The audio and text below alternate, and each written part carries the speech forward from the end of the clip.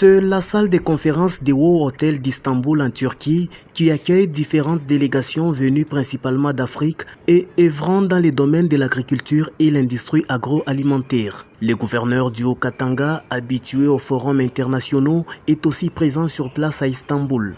Organisé par l'Association internationale des investisseurs en Afrique, AIC, ces forums visent la modernisation et l'accroissement de l'agriculture africaine et aussi à inviter les investisseurs agronomes turcs à venir s'implanter en Afrique.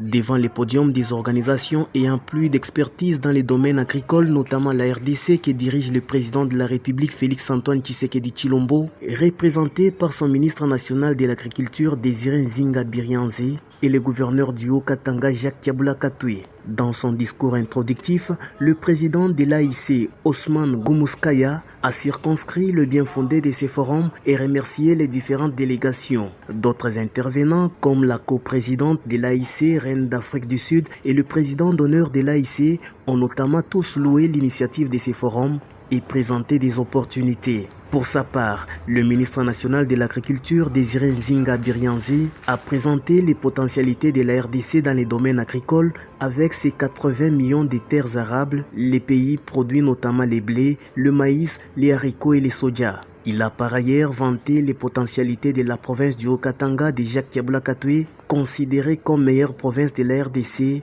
où aujourd'hui le sol prend sa revanche sur les sous-sols. La République démocratique du Congo qui m'a mandaté, je ne dirais pas que c'est le plus beau pays au monde, comme l'a dit mon frère sud-africain, mais je crois qu'il y a quelque chose que vous avez vu de très beau dans cette image du Haut-Katanga, et c'est cela l'image de la République démocratique du Congo.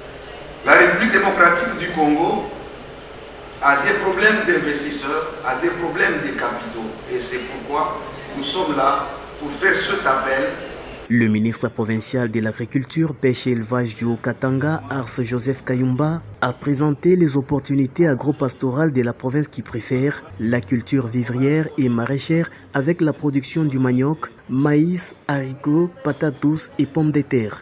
Aussi, a-t-il sollicité les investisseurs agronomes turcs. La politique du gouvernement provincial repose également sur la résolution des crises alimentaires et la lutte contre la sécurité alimentaire, surtout avec l'explosion démographique par un nouveau dynamisme pour l'agriculture et l'élevage, en prenant des options pragmatiques à travers l'appui aux opérateurs agricoles et pastoraux en intrants agricoles et d'élevage.